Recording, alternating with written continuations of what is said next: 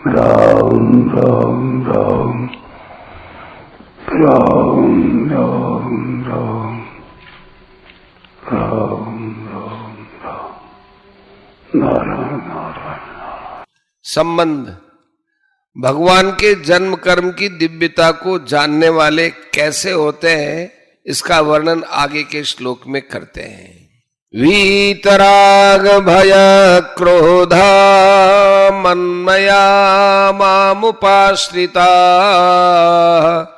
बहवो ज्ञान तपसा पूता मद्भावमागता।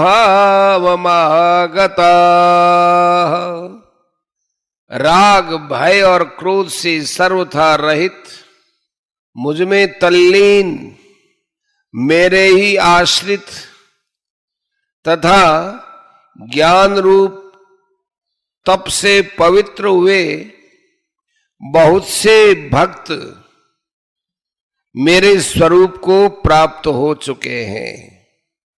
व्याख्या। वीतराग भय क्रोधा, परमात्मा से विमुख होने पर नाशवान पदार्थों में राग हो जाता है। राग से फिर प्राप्त में ममता और अप्राप्त की कामना होती है। राग वाले प्रिय पदार्थों की प्राप्ति होने पर तो लोभ होता है और उनकी प्राप्ति में बाधा पहुंचने पर क्रोध होता है।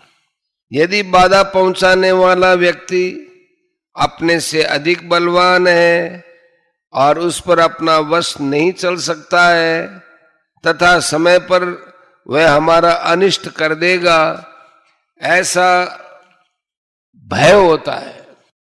इस प्रकार नाशवान पदार्थों के राग से ही भय, क्रोध, लोभ, ममता, कामना आदि सभी दोषों की उत्पत्ति होती है।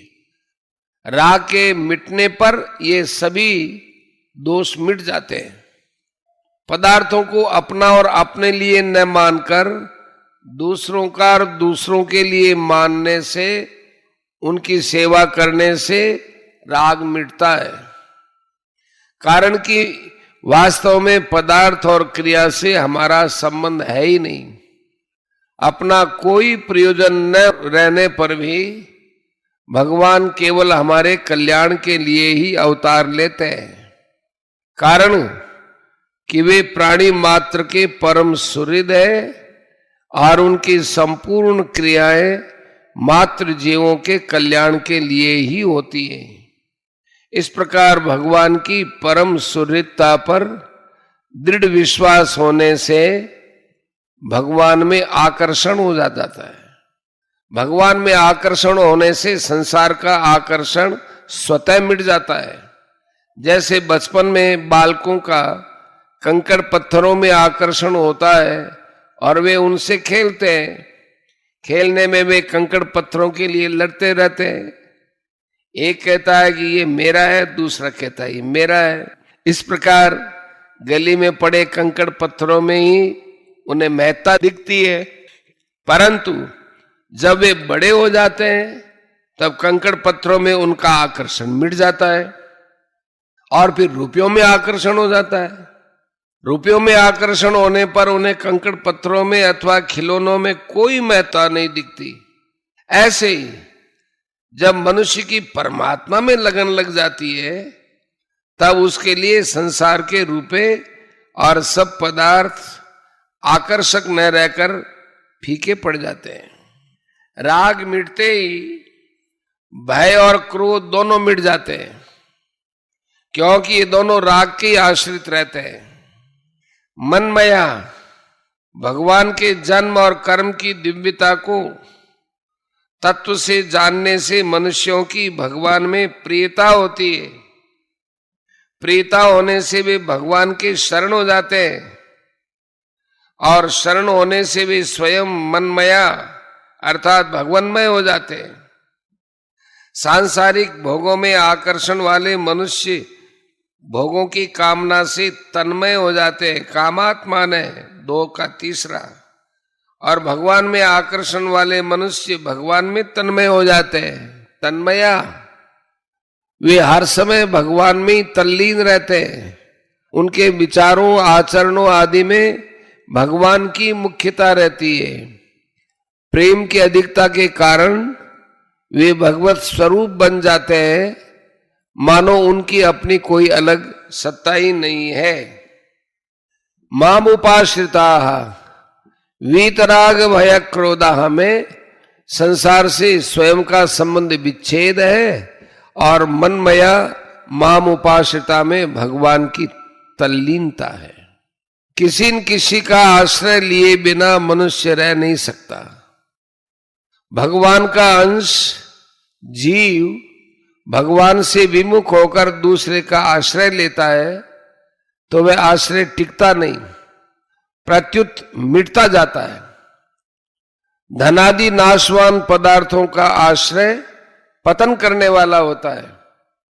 इतना ही नहीं, शुभ कर्मों को करने में बुद्धि का, भगवत प्राप्ति के साधनों का तथा भोग और संग्रह के त्याग का आश्रय लेने पर भी भगवत प्राप्ति में देरी लगती है।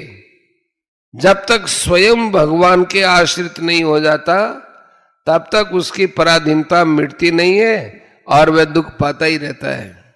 संसार के पदार्थों में मनुष्य का आकर्षण और आश्रय अलग अलग होता है। जैसे मनुष्य का आकर्षण तो स्त्री पुत्र आदि में होता है और आश्रय बड़ों का होता है, परंतु भगवान में लगे हुए मनुष्य का भगवान में ही आकर्षण होता है और भगवान में ही आश्रय होता है, क्योंकि प्रिय से प्रिय भी भगवान है और बड़े से बड़े भी भगवान है। बहवो ज्ञान तपसा पूता मद भावम आगता। यद्यपि ज्ञान योग से भी मनुष्य पवित्र हो सकता है, तथापि यहाँ भगवान के जन्म और कर्म की दिव्यता को तत्व से जानने को ज्ञान कहा गया है। इस ज्ञान से मनुष्य पवित्र हो जाता है, क्योंकि भगवान पवित्रों से भी पवित्र है। पवित्राणाम पवित्रम यह।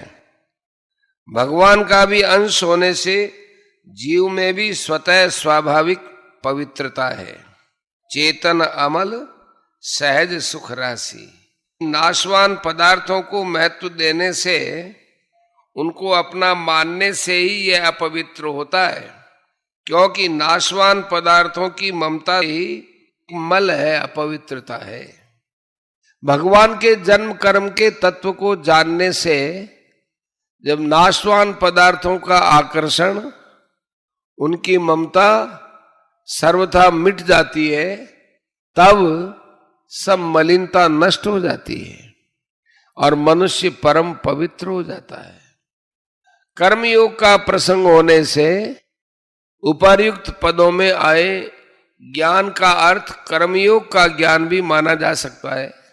कर्मयोग का ज्ञान है शरीर, इंद्रियां, मन, बुद्धि, पद, अधिकार, योग्यता, धन, जमीन आदि मिली हुई मात्र वस्तुएं संसार की और संसार के लिए ही है, अपनी और अपने लिए नहीं है। कारण कि स्वयं नित्य है, अतः उसके साथ अनित्य वस्तु कैसे रह सकती है तथा उसके काम भी कैसे आ सकती है। शरीर आदि वस्तुएं जन्म से पहले भी हमारे साथ नहीं थी और मरने के बाद में नहीं रहेंगी, तथा इस समय भी इनका प्रतिक्षण हमसे संबंध विच्छेद हो रहा है। उन मिली हुई वस्तुओं का सदुपयोग करने का ही अधिकार है, अपनी मानने का अधिकार नहीं। ये वस्तुएं संसार की ही है, अतः इन्हें संसार की ही सेवा में लगाना है, यही इनका सदुपयोग है। इनको अपनी और अपने लिए मानना ही वास्तव में बंधन या अपवित्रता है। इस प्रकार नाशवान वस्तुओं को अपनी और अपने लिए न मानना ज्ञान तप है, जिससे मनुष्य परम पवित्र हो जाता है। जितने भी तप है उन सब से बढ़कर ज्ञान तप है। इस ज्ञान तप से जड़ के साथ माने हुए संबंध का सर्वथा छेद हो जाता है। जब तक मनुष्य जड़ के साथ अपना संबंध मानता रहता है, तब तक दूसरी तपस्या से उसकी उतनी पवित्रता नहीं होती जितनी पवित्रता ज्ञान तप से जड़ता का संबंध विच्छेद करने से होती है। इस ज्ञान तप से पवित्र होकर मनुष्य भगवान के भाव को अर्थात सच्चिदानंद घन परमात्म तत्व को प्राप्त हो जाता है। तात्पर्य है कि जैसे भगवान नित्य निरंतर रहते हैं ऐसे वह भी उनमें नित्य निरंतर रहता है। जैसे भगवान निर्लिप्त निर्विकार रहते हैं ऐसे ही वह भी निर्लिप्त निर्विकार रहता है। जैसे भगवान के लिए कुछ भी करना शेष नहीं है ऐसे ही उसके लिए भी कुछ करना शेष नहीं रहता। ज्ञान मार्ग से भी मनुष्य इसी प्रकार भगवान के भाव को प्राप्त हो जाता है। 14वां का 19। पहले भी बहुत से भक्त ज्ञान तप से पवित्र होकर भगवान को प्राप्त हो चुके हैं। अतः साधक को वर्तमान में ही ज्ञान तप से पवित्र होकर भगवान को प्राप्त कर लेना चाहिए। भगवान को प्राप्त करने में सभी स्वतंत्र हैं, कोई भी परतंत्र नहीं है, कारण कि मानव शरीर भगवत प्राप्ति के लिए ही मिला है।